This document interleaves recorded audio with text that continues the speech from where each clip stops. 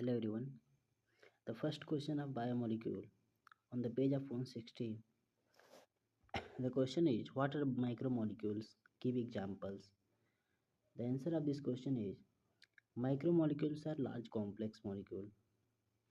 Micromolecules are large complex molecules that occur in colloidal state in intercellular fluid.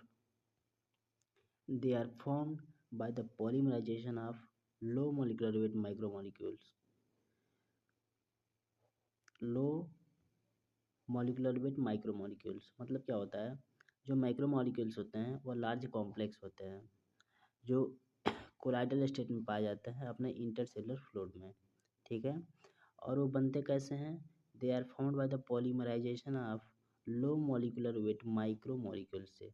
Micromolecule से micromolecules बनते हैं जैसे polysaccharide, protein, nucleic acids.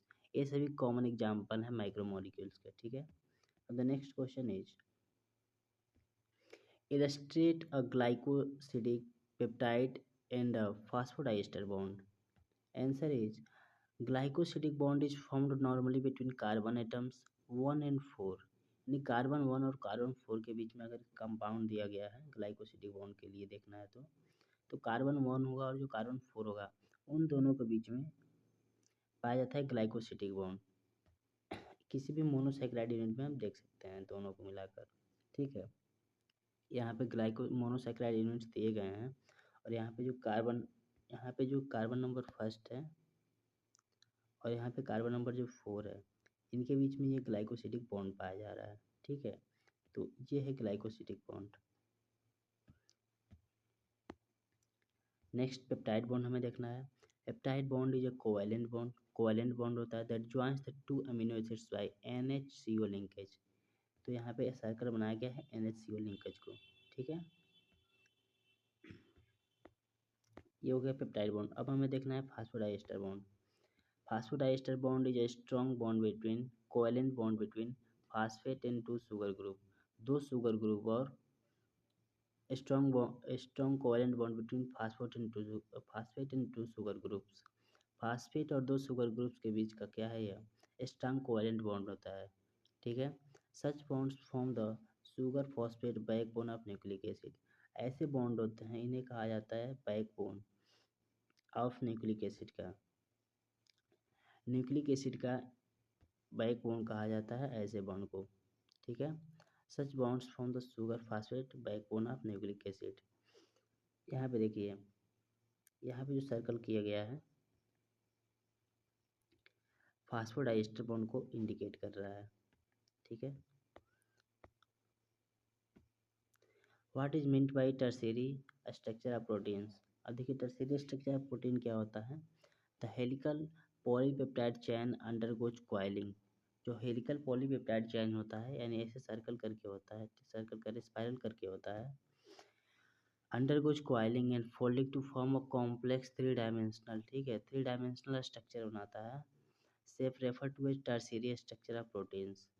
जिसे tertiary structure of protein होता है। तो इसमें नोट करने वाली बात क्या है, जो हेलिकल पे पॉलीपेप्टाइड चैन होता है वो उसकी क्वाइलिंग होती है, फिर फोल्डिंग के द्वारा एक नया कॉम्प्लेक्स बनता है जो 3 डायमेंशन में होता है, 3D में होता है। ठीक है, स्पेशियल अरेंजमेंट होता है और ऐसे शेप को कहा जाता है tertiary structure of protein. These coils and folds are arranged to hide the non-polar amino acid। ये जो coils और folds बनते हैं इनका अरेंजमेंट इस प्रकार होता है कि नॉन पोलर अमीनो एसिड और उसके चेन क्या कर सकते हैं, एक्सपोज कर सकते हैं पोलर साइड चेन से। ठीक है, this coils and folds are arranged to hide the non polar amino acid. ये क्या हाइड करते हैं, नॉन पोलर अमीनो एसिड को, एंड टू एक्सपोज, और किसको एक्सपोज कर देते हैं, पोलर साइड चेन को एक्सपोज कर देते हैं। ठीक है, यानी जो पोलर साइड चेन होता है वो बाहर दिखाई देने लगता है। The tertiary structure is held together by the weak bond. और जो टर्शियरी स्ट्रक्चर होता है ना उसमें जो बॉन्ड होते हैं बहुत ही वीक होते हैं, किनके किनके बीच, between various parts of the polypeptide chain. उसमें जो पॉलीपेप्टाइड चेन दिए गए होते हैं टर्शियरी स्ट्रक्चर ऑफ प्रोटीन में, उनके बीच का जो बॉन्ड होता है कैसा होता है, वीक होता है। ठीक है, क्वेश्चन नंबर 4 है, find and write down a structure of 10 interesting small molecular weight. Biomolecules. Find if there is any industry which manufactures the compound by isolation. Find out who are buyers. देखिए यहाँ पे question कह रहा है find and right, पता करना और लिखना है हमें down structure of 10 interesting small molecular weight, 10 small molecular weight biomolecules के बारे में हमको लिखना है, ठीक है, उसके स्ट्रक्चर के साथ।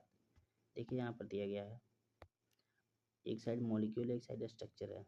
अब देखिए यहाँ पे एडिनोसिन है, एडिनोसिन का ये स्ट्रक्चर है, यहाँ पे क्या है HOCH2 है, ठीक, और यहाँ पे बीच में ऑक्सीजन है, एडिनिन है, OH है और ये OH लगा हुआ है। ये कैसा होता है एडिनोसिन का स्ट्रक्चर होता है, ठीक है। फिर थायमिन का स्ट्रक्चर है यहाँ पर, ये थायमिन का स्ट्रक्चर है, थायमिडिन का।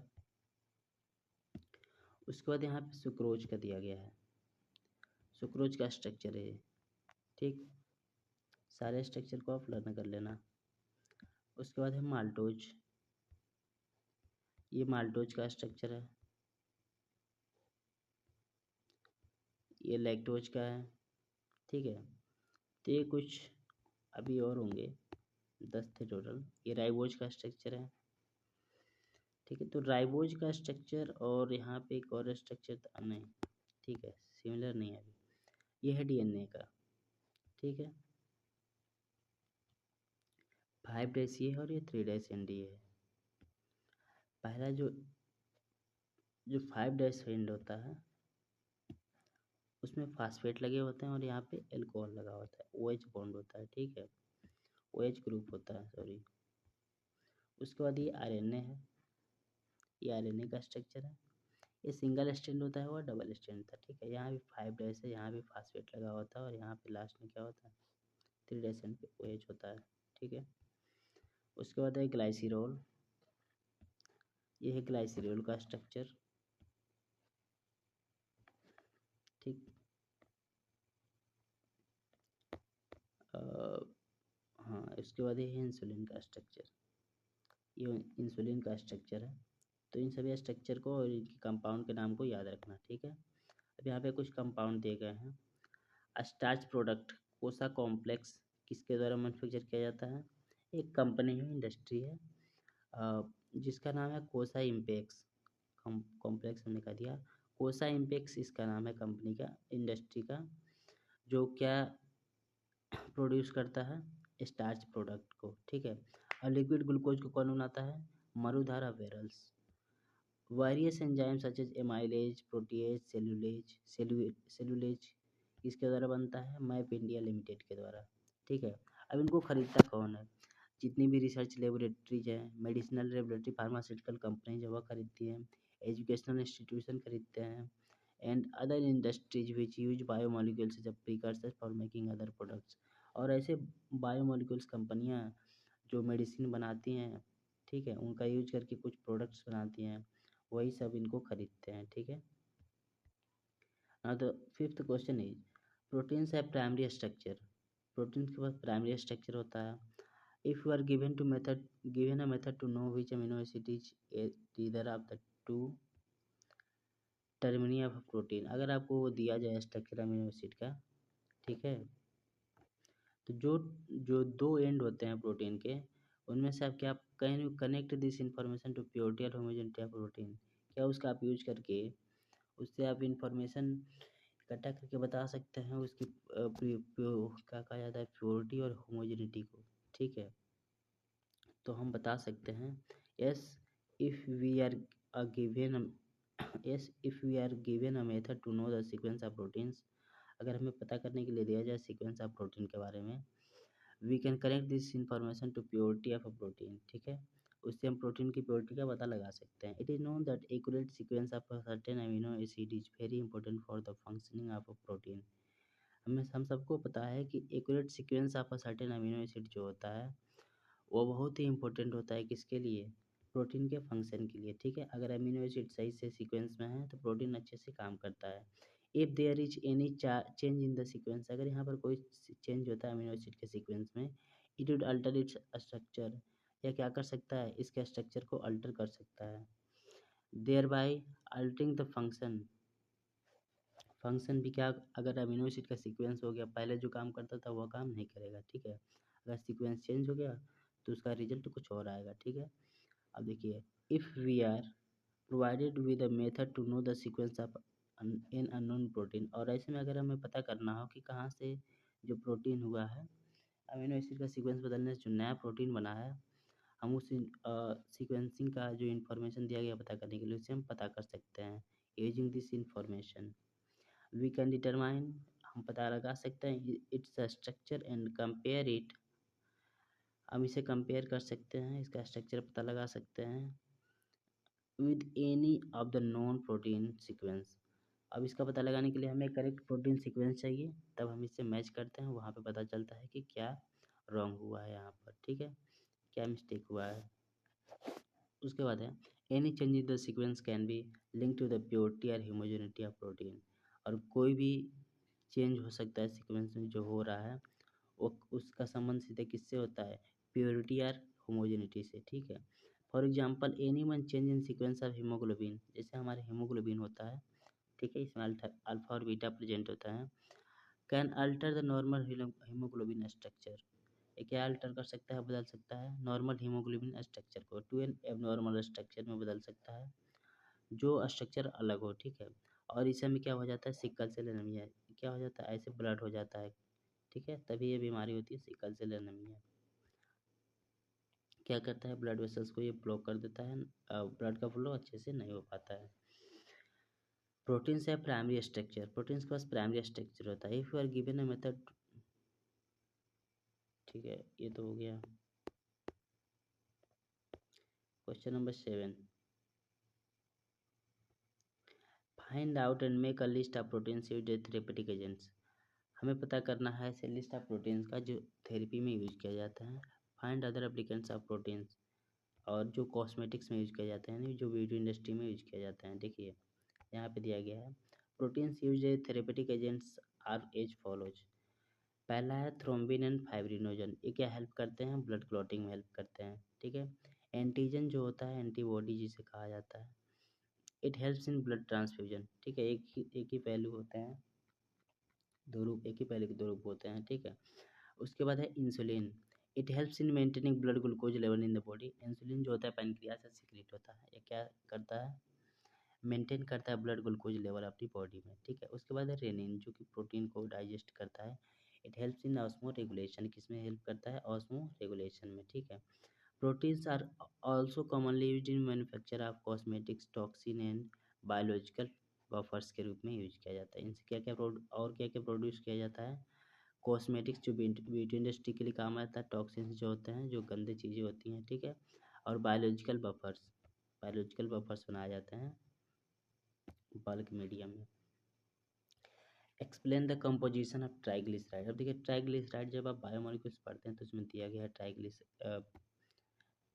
फैटी एसिड्स के बारे में, ठीक है, उसमें देखिए हमको पढ़ने को मिलेगा ग्लिसराइड के बारे में। जो ट्राइग्लिसराइड होता है वो प्रकार के ग्लिसराइड ही होता है। आपने पहले स्ट्रक्चर पढ़ा, यहाँ पे क्या थे, CH2 था, CH2 था, ठीक है, 3 बॉन्ड बने थे और इधर साइड में OH लगा था। देखिए which is found from a single molecule of glycerol, किससे बनता है, सिंगल मॉलिक्यूल ऑफ ग्लाइसिरॉल से, विथ 3 फैटी एसिड, इसमें कितने फैटी एसिड होते हैं, 3 फैटी एसिड होते हैं। It is mainly present in, किसमें किसमें प्रेजेंट होता है, vegetable oil and animal fat में प्रेजेंट होते हैं। अब देखिए स्ट्रक्चर ऑफ ट्राइग्लिसराइड यह दिया गया है स्ट्रक्चर, ठीक। अब यहाँ पे देखिए the general chemical formula of triglyceride is, ये होता है R2COO CH2OH OOCR CH2OOCR, जो यहाँ पर O है ऑक्सीजन को इंडिकेट कर रहा है, और C जो है कार्बन को, R जो है किसी एल्किल ग्रुप को मेंशन कर रहा है यहाँ पर, ठीक है। अब देखिए यहाँ पर जहाँ R1 और R2 जो है, यहाँ पे जो R1 है ये R1 और ये R2 और R3, ठीक है, यहाँ पे R3 है, क्या है, फैटी एसिड्स है, क्या है, फैटी एसिड्स है। This fatty acids can be same और डिफरेंट, और ये फैटी एसिड्स सेम भी हो सकते हैं डिफरेंट भी हो सकते हैं। अब देखिए यहाँ पर क्वेश्चन है next, can you describe what happens when milk is converted into curd, क्या हम बता सकते हैं कि जब मिल्क कर्ड में कन्वर्ट होता है, या इक्वल में from your understanding of proteins. Question को दोबारा पढ़ते हैं। Can you describe can you describe what happens when milk is converted into curd और yogurt from your understanding of protein. अगर हम प्रोटीन को जितना जानते हैं उसके हिसाब से अगर हम पता करना चाहें कि क्या होता है अगर मिल्क को हम क्या किस में कन्वर्ट करते हैं, दही में। तो देखिए जो प्रोटीन्स होते हैं क्या होते हैं, माइक्रो मॉलिक्यूल्स होते हैं जो पॉलीमराइजेशन ऑफ अमीनो एसिड से बनते हैं। और स्ट्रक्चरली देखा जाए तो प्रोटीन्स जो होते हैं 4 लेवल्स में डिवाइडेड होते हैं। पहला क्या होता है, प्राइमरी स्ट्रक्चर, सेकेंड है सेकेंडरी, थर्ड है टर्शियरी और फोर्थ है क्वाटरनरी। अब जो प्राइमरी स्ट्रक्चर होता है तो linear sequence of amino acid in a polypeptide chain. एक पॉलीपेप्टाइड चेन में जो लीनियर सीक्वेंस होता है वो किसका होता है, प्राइमरी स्ट्रक्चर का होता है। सेकेंडरी स्ट्रक्चर थोड़ा सा इससे अलग होता है। The polypeptide chain is coiled to form a 3 dimensional structure. इससे क्या बनता है, इस 3 डायमेंशनल स्ट्रक्चर बनता है, 3D स्ट्रक्चर बनता है। टर्शियरी में भी क्या बनता है, the helical polypeptide chain is further और ज़्यादा कॉइल हो जाता है और ज़्यादा फोल्ड हो जाता है और इससे कॉम्प्लेक्स स्ट्रक्चर बनता है। ठीक है, उसके बाद क्वाटरनरी की बात करें। अब क्वाटरनरी में क्या होता है, more than one polypeptide chains. Primary में क्या था, एक ही पॉलीपेप्टाइड चेन था, ठीक है, लेकिन धीरे धीरे चेन बढ़ते जा रहे हैं, कॉइल होती जा रही है, फोल्डिंग होती जा रही है। More than one polypeptide chains assemble to form the quaternary structure बनाते हैं। ठीक है, एक से ज़्यादा पॉलीपेप्टाइड चेन होता है। अब ठीक अगर हम मिल्क में देखें तो milk has many globular protein. Milk में कैसे प्रोटीन होते हैं, बहुत ज़्यादा ग्लोबुलर प्रोटीन होते हैं। When milk is converted into curd और योगर्ट, जब मिल्क जो होता है कन्वर्ट होता है दही या योगर्ट में, ठीक है, दिच कॉम्प्लेक्स प्रोटीन्स गेट डीनेचर्ड, ये अपना नेचर खो देते हैं और जो प्रोटीन्स होते हैं अपना नेचर हटा देते हैं और कन्वर्ट हो जाते हैं ग्लोबुलर प्रोटीन्स में। ग्लोबुलर प्रोटीन से किस में कन्वर्ट हो जाते हैं, फाइब्रस प्रोटीन में। पहले क्या थे, ग्लोबुलर प्रोटीन थे, बाद में किस में कन्वर्ट हो गए, फाइब्रस प्रोटीन में। Therefore by the process of denaturation, यानी जो डीनेचुरेशन हुआ मिल्क कर्ड में कन्वर्ट होते वक्त, उस प्रोसेस के दौरान सेकेंडरी और टर्शियरी स्ट्रक्चर ऑफ प्रोटीन जो होते हैं क्या होते हैं, डिस्ट्रॉय हो जाते हैं और वहाँ पे क्या बन जाता है, क्वाटरनरी स्ट्रक्चर आ जाता है। ठीक है, अब ये पता नहीं क्वाटरनरी आता है कि नहीं, लेकिन जो होता है सेकेंडरी और टर्शियरी स्ट्रक्चर क्या होता है, गायब हो जाते हैं। ठीक है, sorry for miss information. Can you attempt building models of biomolecules using commercially available atomic models. जो कॉमर्शियली अवेलेबल एटॉमिक मॉडल्स है जैसे बाल एंड स्टिक मॉडल जो दिया गया है, इसके द्वारा हम क्या एक बात बता सकते हैं कि इनके बारे में, मॉडल्स ऑफ बायोमोलिक्यूल्स के बारे में किसका यूज करके हमको बताना है, बाल एंड स्टिक मॉडल का यूज, मॉडल का यूज करके बताना है। ठीक है, तो सबसे पहले हम जानना चाहेंगे कि बाल स्टिक मॉडल होता क्या है। ठीक है, तो ball and stick models are 3D molecular models. ये कैसे होते हैं, 3D मॉलिक्यूलर मॉडल्स होते हैं that can be use to describe the structure of biomolecule, जिसका यूज करके हम बायोमोलिक्यूल का स्ट्रक्चर बताते हैं। इन बाल एंड स्टिक मॉडल, जो बाल एंड स्टिक मॉडल होता है, the atoms are represented as balls, जो एटम्स होते हैं उनको बाल्स के रूप में कंसीडर किया जाता है। ठीक है, बाल्स के रूप में कंसीडर किया जाता है as balls where the bonds that hold the atoms, और जो बॉन्ड्स जो इन दोनों एटम्स को होल्ड किए हुए हैं, ठीक है, are represented by the sticks, और इन्हें कहा जाता है स्टिक्स। क्या कहा जाता है, स्टिक्स कहा जाता है। ठीक है, the atoms are represented as balls where the bonds that hold the atoms are represented by the sticks. Double and triple bonds are represented by springs. जो डबल और ट्रिपल बॉन्ड होते हैं, जो डबल और ट्रिपल बॉन्ड होते हैं उनको spring के जैसे डिनोट किया जाता है। ठीक है, that form curved connection between the balls, जो बाल्स यानी एटम्स के बीच में कैसा कनेक्शन बनाता है, कर्व्ड कनेक्शन बनाता है। ठीक है, the size and colour of various atoms are different, और जितने भी एटम्स होते हैं उनका जो कलर होता है, उनका जो साइज होता है वो क्या होता है, बिल्कुल डिफरेंट होता है। And are depicted by the relative size of the balls, और रिलेटिव साइज ऑफ जो उनके अगर रिलेटिव साइज, यानी जो अगर नए एटम हैं उनके साइज के हैं क्या हो सकते हैं, डिपिक्टेड हो जाते हैं। is the most fundamental and common model of representing biomolecular structure, और यही जो होता है सबसे मोस्ट फंडामेंटल, फंडामेंटल मतलब जो बेस होता है, जिससे एक यूनिट से कई यूनिट बनते हैं, ठीक है। फंडामेंटल से ही बनता है, ठीक है। फंडामेंटल एक यूनिट होता है and common model of representing biomolecules, उस एक स्ट्रक्चर के द्वारा हम बायोमोलिक्यूल के स्ट्रक्चर को दिखा सकते हैं, ठीक है। तो ये यहाँ पर स्ट्रक्चर दिया गया है, कुछ ऐसा है स्ट्रक्चर। अब इस स्ट्रक्चर में क्या है देखिए, in the above ball and stick model of D glucose, ये डेक्सट्रोज ग्लूकोज है, ठीक है, डी ग्लूकोज है। Oxygen atoms are represented by the red balls, जो ऑक्सीजन एटम्स हैं उनको कैसे रिलेट किया गया है, रेड बॉल्स के द्वारा। Hydrogen atoms bye blue balls, ठीक है। वाइल कार्बन एटम्स को कैसे डिनोट किया गया है, ग्रे बॉल्स के द्वारा, ठीक है। कुछ इस प्रकार हैं। अभी ट्रेन आ गया, तब तक के लिए इतना ही, धन्यवाद।